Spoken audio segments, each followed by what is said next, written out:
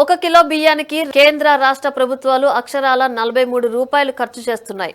కానీ రేషన్ కార్డులున్న వారికి మాత్రం కిలో రూపాయికే బియ్యం అందిస్తున్నాయి. అంత్యోదయ పథకం కింద కేంద్ర రాష్ట్ర ప్రభుత్వాలు ప్రతి నెల 2,14,000 టన్నుల బియ్యం పంపిణీ చేయడానికి ఏకంగా 920 కోట్లకు పైగా వెచ్చిస్తున్నాయి. అయితే అందులో కేవలం 20% మాత్రమే పేదల నోటికి అందుతోంది. 736 కోట్ల విలువైన 1,71,000 టన్నుల బియ్యం పక్కదారి పడుతోంది. ప్రభుత్వాలు ఏడాదికి ఏకంగా 11,000 కోట్లు ఖర్చు చేస్తుంటే అందులో ఏకంగా 8,833 కోట్ల విలువైన బియ్యం బ్లాక్ మార్కెట్కు పోతోంది.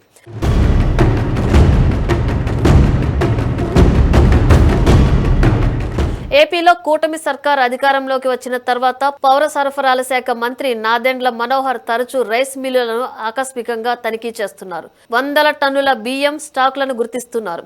ఇక కాకినాడ యాంకరేజ్ పోర్టులో విదేశాలకు తరలిపోతున్న బియ్యంను స్వయంగా ఉప ముఖ్యమంత్రి పవన్ కళ్యాణ్ తనిఖీలు చేశారు.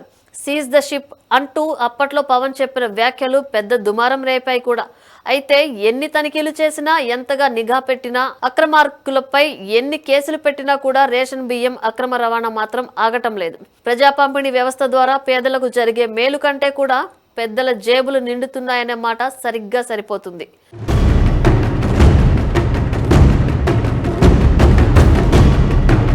రేషన్ మాఫియాలో ఎక్కువగా ప్రజాప్రతినిధుల పేర్లే వినిపిస్తున్నాయి. ఇంకా చెప్పాలంటే ప్రతి నియోజకవర్గంలో కూడా రేషన్ బియ్యం అక్రమ రవాణా వెనుక ఆ నియోజకవర్గం ఎమ్మెల్యే లేదా ఆయన బంధువులు లేదా సన్నిహితుల పేర్లే బాగా వినిపిస్తున్నాయి. అధికారంలోకి వచ్చిన తొలి రోజు నుంచే రేషన్ వ్యాపారంలో మునిగిపోయారు. ఇంకా చెప్పాలంటే నమ్ముకున్న కార్యకర్తను పూర్తిగా పక్కన పెట్టిన అధికార పార్టీ నేతలు ప్రతిరోజు టార్గెట్ పెట్టి మరీ వసూలు చేస్తున్నారు.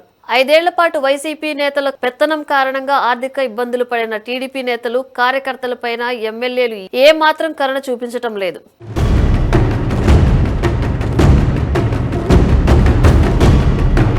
కొంతమంది ఎమ్మెల్యేలు వారి నియోజకవర్గాల్లో అయితే కొత్తగా టార్గెట్లు పెడుతున్నట్లు తెలుస్తోంది. పదవులు రాని వాళ్ళు కొందరైతే ఇక ఇదే ఆఖరి అవకాశం అని డిసైడ్ అయిన వాళ్ళు, మళ్లీ అవకాశం వస్తుందో రాదో అనే భావనతో ఉన్నవాళ్ళు, వచ్చిందే అవకాశం అన్నట్లు అక్రమార్జనకు తలుపులు తీశారనేది ప్రధాన ఆరోపణ. కొందరు ఎమ్మెల్యేలైతే తమ నియోజకవర్గాల్లో ఏమైనా చేసుకోవచ్చు, కానీ తనకు మాత్రం కప్పం కడితే సరిపోతుందని ఓపెన్ గా క్లారిటీగా చెబుతున్నారట. ఇసుక, రేషన్, బియ్యం, మైనింగ్, పేకాట, చివరికి కోడి పందాలైనా సరే నా వాటా నాకు పంపించి మీ పని మీరు చేసుకోవచ్చు అని క్లియర్ గా చెబుతున్నారని పార్టీ కార్యకర్తలే ఆరోపిస్తున్నారు. ఇందుకు ఇటీవల పత్రికలో వచ్చిన వార్తలపై చర్చించుకుంటున్నారు కూడా.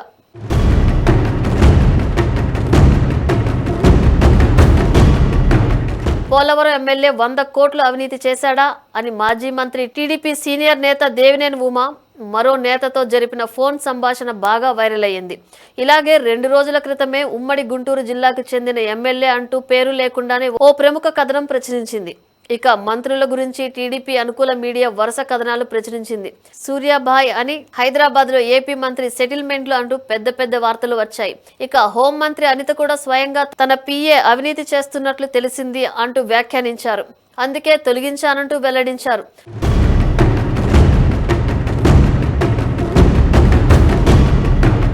వాస్తవానికి ఇవి మచ్చుకు కొన్ని మాత్రమే. ప్రతి నియోజకవర్గంలో కూటమి నేతల అవినీతి తారాస్థాయిలో ఉందనేది సర్వే సంస్థలు కూడా చెబుతున్న మాట. ఇలా అయితే వచ్చే ఎన్నికల్లో కూటమికి 11 స్థానాలు కూడా వచ్చే పరిస్థితి లేదంటున్నారు. వైన్ షాపుల టెండర్ల సమయంలో ఎన్నో ఆరోపణలు వచ్చాయి. చివరికి స్వయంగా చంద్రబాబు కూడా మద్యం వ్యాపారంలో మీకేం పని అంటూ పార్టీ ఎమ్మెల్యేలను బహిరంగంగానే మందలించారు. అయినా సరే పార్టీ నేతల అవినీతికి మాత్రం బ్రేక్ పడలేదు. రేషన్ బియ్యం అక్రమ రవాణాకు అడ్డువేయాలని అధినేత చంద్రబాబు ఎంత ప్రయత్నం చేసినా సరే సొంత పార్టీ నేతలే చంద్రబాబు మాటలను బేఖాతరు చేస్తున్నారు. ఇది కూటమి ప్రభుత్వానికి కావాల్సినంత చెడ్డ పేరు వస్తోంది. అటు అధినేత మాట లెక్క చేయడం లేదు, ఇటు కార్యకర్తకు మంచి చేయడం లేదు. దీంతో వీళ్ల కోసమా మనం పనిచేసిందని తెలుగు తమ్ముళ్లు తీవ్ర నిరాశ వ్యక్తం చేస్తున్నారు.